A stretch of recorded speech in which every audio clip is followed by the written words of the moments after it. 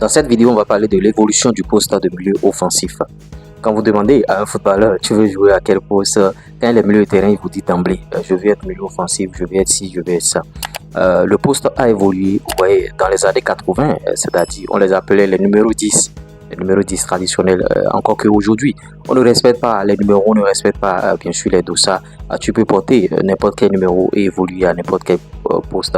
Les joueurs préfèrent prendre bien sûr le numéro porte-bonheur, tout ce que vous voulez. Donc l'évolution du poste, auparavant, le poste était dédié à des joueurs purement techniques. Vous voyez, il faut être technique et ça suffit déjà. Et il faut être aussi endurant parce que vous aurez à parcourir beaucoup d'espace sur le terrain, tout ça là. Et depuis peu, le poste est réservé à des gens très intelligents parce que le football a évolué au fil des années. Vous voyez, le football a connu beaucoup d'évolution et si vous n'êtes pas intelligent, vous ne pouvez pas jouer à ce poste au fait. Parce que ça demande beaucoup de travail tactique. Les systèmes de jeu ont changé à une certaine période. Avant, il y avait seulement 4 systèmes de jeu. Il y avait 3 systèmes de jeu classiques.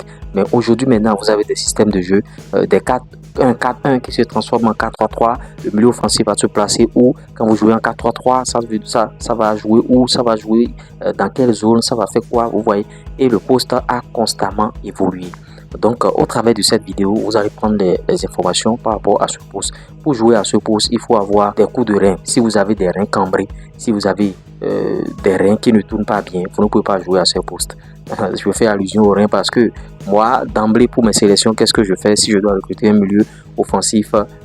Si tu n'as pas le coup de rein, ça ne peut pas marcher parce que tu auras à une certaine période à jouer dos au but, c'est-à-dire dos au but de l'équipe adverse bien sûr. Donc tu dois faire des contrôles orientés, malléole interne, des contrôles orientés, malléole externe, des crochets, tu vois, des pivots. Tu dois maîtriser tout ça là. Maintenant si tu as un rein cambré, ces mouvements sont un peu difficiles, tu vois.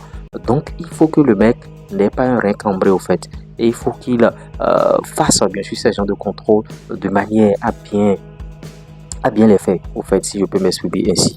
Donc les contrôles, il faut apprendre les contrôles. Maintenant, si vous voulez vous entraîner, vous pouvez vous entraîner seul à apprendre les contrôles, vous entraîner contre le mur. Je vous ai donné cette technique là ici. J'ai dit, si vous voulez avoir une technique au-dessus de la moyenne, entraînez-vous seul avec le mur. Vous jouez le ballon au mur, ça vient.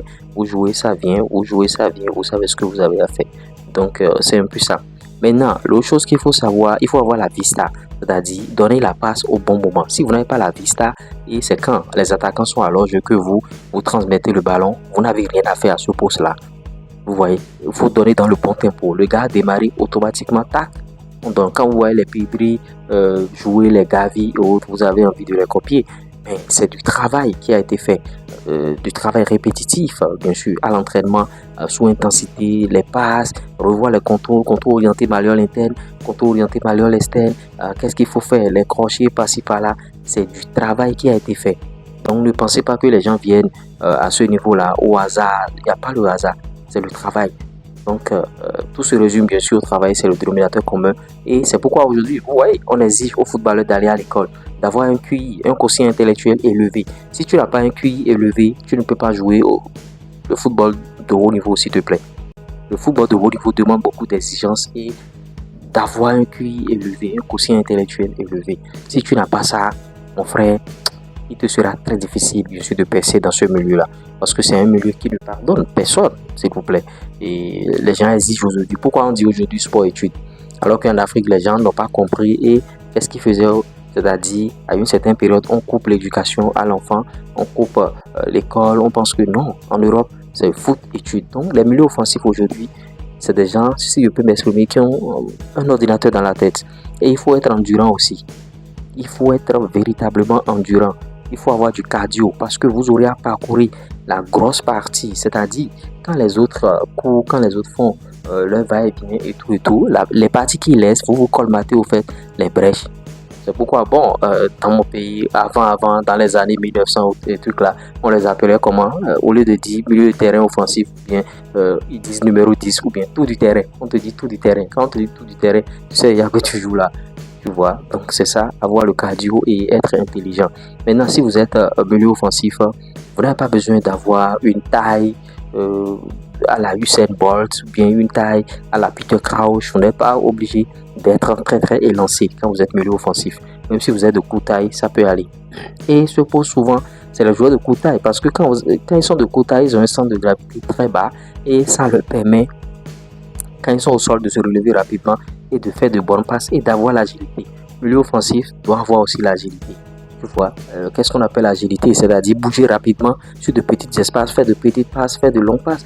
Et quand tu es milieu offensif, la transition est tout trouvée. Tu dois savoir faire de longues passes et de courtes passes.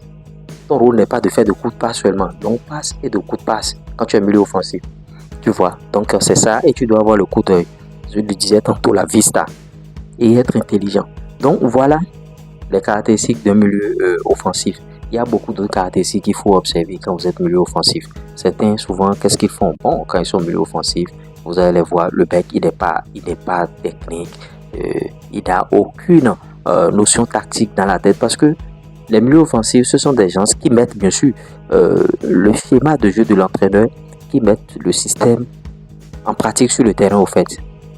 Vous voyez, souvent les entraîneurs ne mettent pas n'importe qui à ces postes-là.